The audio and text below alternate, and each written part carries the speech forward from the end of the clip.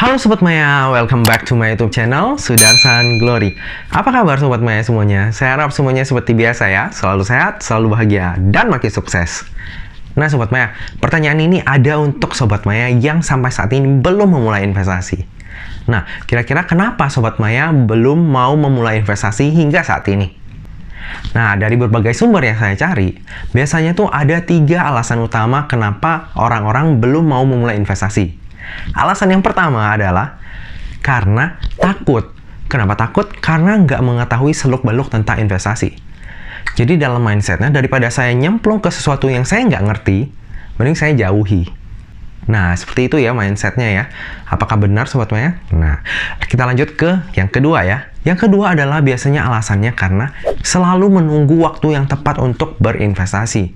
Jadi nunggu waktu crash lah, waktu menunggu ada misalnya perang dunia lah atau gimana, pokoknya menunggu sampai market itu jatuh banget baru mau beli.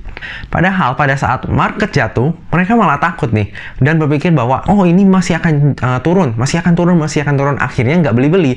Pada saat rebound, udah kayak ketinggalan. Akhirnya nggak jadi beli lagi.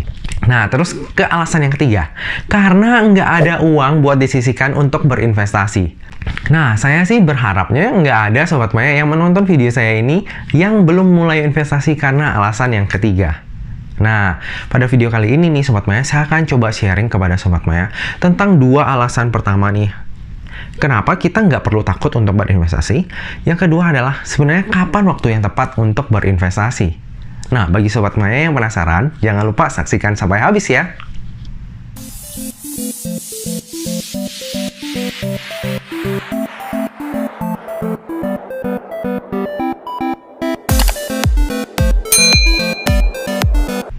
Nah Sobat Maya, langsung aja kita ke alasan yang pertama ya. Kenapa sebenarnya kita tuh nggak perlu takut untuk berinvestasi?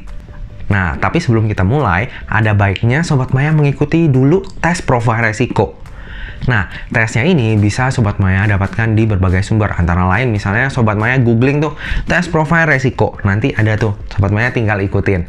Atau yang kedua, Sobat Maya bisa mendaftar di aplikasi platform Bibit. Aplikasi yang digunakan untuk berinvestasi reksadana. Kalau misalnya Sobat Maya mendaftar, jangan lupa pakai kode referral saya ya, Sudarsan, agar Sobat Maya mendapatkan Rp25.000 yang dapat digunakan untuk berinvestasi. Nah, kita lanjut lagi. Kalau misalnya profil resikonya itu Sobat Maya dapatkan agresif, artinya Sobat Maya aman nih, bisa menaruh instrumen investasinya itu di aset-aset yang lebih beresiko dengan return yang tinggi. Contohnya seperti saham, reksadana saham. Seperti itu ya. Nah, kalau misalnya Sobat Maya dapatnya di moderat, Sobat Maya tuh bisa menempatkan asetnya di instrumen investasi yang agak low risk tapi bisa agak low return. Jadi nggak low banget, middle lah, tapi returnnya juga middle. Jadi kayak reksadana obligasi ataupun langsung di obligasinya langsung. Nah, terakhir kalau misalnya Sobat Maya dapat di konservatif, Sobat Maya lebih baik menempatkan dananya di aset-aset yang benar-benar low risk, yang aman aja. Contohnya deposito ataupun reksadana pasar uang. Oke, nah setelah Sobat Maya tahu profil resikonya Sobat Maya tuh akan lebih aman. Jangan sampai misalnya Sobat Maya tuh risk profilnya itu konservatif, tapi Sobat Maya taruh asetnya di saham dalam jumlah yang banyak lagi. Nah, itu nggak baik Sobat Maya. Nanti Sobat Maya nggak bisa tidur karena ngerasain floating loss. Karena saham itu nggak ada yang pasti kan. Mungkin aja kita menempatkan saham atau menempatkan dana kita ini di saham yang menurut Sobat Maya tuh oke banget. Contohnya, ini disclaimer on ya, cuma penyebutan doang, bukan untuk ajakan membeli. Nah, contohnya Sobat Maya menaruh di saham BBCA ataupun Bank BCA ya. Nah, pada saat beli mungkin harganya di 32.000. Pada saat kemarin dia udah jadi 30.000. Nah, itu udah sebenarnya floating loss. Bagi Sobat Maya yang risk profilnya konservatif, mungkin itu akan jadi beban banget. Karena memikirkan, aduh gimana nih, uang yang udah aku kumpulin susah payah, kok sekarang malah jadi berkurang. Niatnya investasi untuk untung, kok sekarang malah jadi buntung. Nah, jadi ada baiknya kalau misalnya Sobat Maya konservatif, tapi ingin mendapatkan return yang lebih besar, mungkin taruh di aset berbahaya ataupun high risk-nya itu sedikit aja. Jadi kalaupun misalnya minus, Sobat Maya tuh nggak kebawa sampai mimpi nih Sobat Maya ya. Nah, kalau misalnya saya boleh cerita pengalaman saya, dulu tuh saya juga konservatif.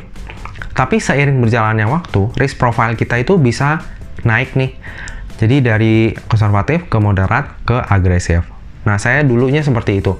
Pada saat saya mulai kerja dulu, baru mulai kerja ya di tahun 2012, saya pernah ikutan risk profile ini. Saya tuh konservatif. Tapi saya masih nekat untuk berinvestasi di saham. Waktu itu kecil saya investasinya cuma 1 juta. Tapi gara-gara 1 juta dan saya ada floating loss, itu sampai saya nggak bisa tidur. Gitu. Jadi, Sobat Maya boleh pertimbangkan dulu setelah mengikuti risk profile. Nah, Sobat Maya itu masuknya di yang mana nih? Kalau misalnya di agresif, oke lah masuk di saham, nggak apa-apa. Tapi kalau misalnya konservatif, mau coba untuk di saham, masuknya kecil aja Sobat Maya. Kalau gede, nanti nggak bisa tidur. Gitu ya. Kalau nggak bisa tidur, nanti aktivitas kita yang lain juga terganggu. Itu nggak bagus. Nah, setelah mengetahui risk profile-nya, yang harus kita lakukan setelahnya adalah mencari tahu tentang instrumennya Sobat Maya. Contohnya, kalau misalnya Sobat Maya tuh dapatnya di konservatif, Sobat Maya harus mencari tahu nih, deposito itu saya bisa penempatannya itu kayak gimana ya. Terus misalnya reksadana pasar uang, kita itu bisa gimana ya penempatannya ya, resikonya kayak gimana.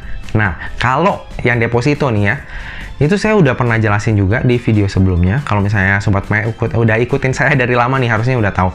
Kalau deposito itu sebenarnya aman. Amannya kenapa? Karena dijamin oleh LPS. Nah, jadi dijamin LPS itu hingga 2 miliar nih Sobat Maya. Jadi kalau misalnya dananya Sobat Maya masih di bawah 2M, amit-amit banknya bangkrut, itu kita dijamin oleh LPS full selama maksimal 2M ya. Nah, tapi kelemahannya adalah memang bunganya juga relatif lebih kecil. Saat ini 1 tahun paling 3%. Nah, itu dari yang konservatif ya. Kalau misalnya agresif, nah Sobat Maya tuh perlu mencari tahu lagi tuh tentang saham. Contohnya, belajar dari PE ratio-nya, belajar dari price book value-nya, dan lain-lain. Cakupannya lumayan luas. Nah, jadi kalau misalnya Sobat Maya mau memulai, sebenarnya menurut saya nggak masalah. Sobat Maya belum 100% mengerti. Tapi cobalah taruh 1 kaki dulu. Kalau kata Warren Buffett, opa kita ya, kalau misalnya kita mau coba sesuatu, masukin 1 kaki dulu. Jangan langsung dua-duanya. Jadi kalau kita celupin 1 dikit, dan ternyata nggak nyampe kaki kita, ya udah, nggak usah dilanjutin. Tapi kalau 1 kaki udah nyelup, ternyata masih nyampe nih, kita boleh taruh 2. Jadi kita nggak tenggelam. Kalau misalnya kita udah celupin 1, ternyata nggak nyampe dasar nih. Nah, mending stop di situ dulu. Kita belajar dulu sampai kita ngerti, baru kita bisa menghasilkan cuan, bukannya malah bocuan. Oke? Nah, kita ke pertanyaan yang kedua nih ya Sobat Maya. Ini singkat aja. Kapan waktu bagi kita tuh yang paling tepat untuk memulai berinvestasi? Nah, kalau kata orang bijak, waktu yang paling tepat pertama untuk memulai investasi adalah 10 tahun yang lalu. Nah, waktu yang paling tepat kedua untuk memulai investasi adalah saat ini, hari ini juga. Nah, maksud dari kata-kata ini adalah lebih baik kita berinvestasi lebih awal untuk mendapatkan return yang bisa berbunga-bunga ke depannya Sobat Maya. Jadi lebih baik. Cuma saran saya adalah jangan dimakan plak-plak saran ini. Karena kalau misalnya kita dengar saran ini, apalagi Sobat Maya misalnya tipe yang agresif ya. Oke, saya taruh aja di saham semuanya tanpa ada research dan lain-lain. Nah, itu jangan Sobat Maya. Kita mau berinvestasi, kita juga harus mencari saat yang tepat. Nah, kalau misalnya Sobat Maya mau saat ini juga, mungkin Sobat Maya bisa menempatkan instrumen investasinya itu di yang low risk dulu. Contohnya deposito ataupun reksadana pasar uang. Nah, pada saat waktu yang tepat, contohnya misalnya market lagi crash, contohnya Maret 2020 kemarin. Nah, kita bisa taruh 50% dana kita di pasar saham contohnya ya. Nah, dengan seperti itu, kita akan menghemat waktu dan mendapatkan hasil yang lebih maksimal. Nah, saya kasih contoh ke Sobat Maya nih, contohnya Unilever. Kalau misalnya kita berinvestasi 5 tahun yang lalu, ternyata kita tuh masih rugi loh Sobat Maya. Nggak untung sampai hari ini. Nah, di sini pentingnya gimana kita berinvestasi pada saat yang tepat. Kecuali misalnya Sobat Maya memang berinvestasi pada instrumen yang low risk, dan nilainya itu naik terus kayak deposito ataupun reksadana pasar uang, itu kan hampir nggak mungkin rugi.